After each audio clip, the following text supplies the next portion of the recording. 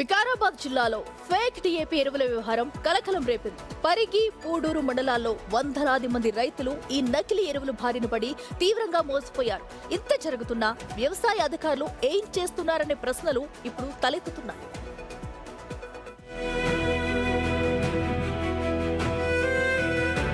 వానాకాలం సీజన్, వ్యవసాయం జోరుగా సాగే సమయం. దీన్ని ఆసరాగా చేసుకుని వికారాబాద్ జిల్లా రైతులను మోసం చేశారు కొందరు కేటుగాళ్లు.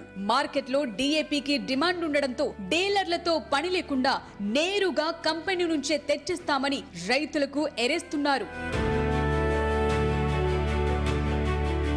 పూడూరు మండలం మంచంపల్లి, పరిగి మండలం చిగురాల్పల్లి, బసిరెడ్డిపల్లి, లక్నాపూర్ గ్రామాల్లో వందల మంది అమాయక రైతులు ఈ నకిలీ ఎరువుల బారిన పడి మోసపోయారు. డైరెక్ట్ గా కంపెనీ నుంచి 1700కే డీఏపీ ఇంటి దగ్గరకు తెచ్చిస్తామని నమ్మబలికారు. ఎంఆర్పీ 1350 ఉంటే బయట డీలర్లు 1800కు పైగా అమ్ముతున్నారని భావించిన రైతులు మధ్యవర్తి చెప్పింది నమ్మి వందల సంచులు కొనేశారు. తీరా పొలంలో చల్లే సమయంలో ఆ ఎరువులు నకిలీవని తేలింది. వాటిని చేతిలోకి తీసుకున్న రైతుల చేతులకు బొబ్బలొచ్చాయి. బాధితులు ఆ మధ్యవర్తిని నిలదీయటంతో డబ్బులు తిరిగిస్తానని చెప్పి ఇవ్వటం లేదు. దాంతో పోలీసులను ఆశ్రయించారు. తమను మోసం చేసిన వ్యక్తిపై చర్యలు తీసుకుని డబ్బులు తిరిగి ఇప్పించాలని కోరుతున్నారు.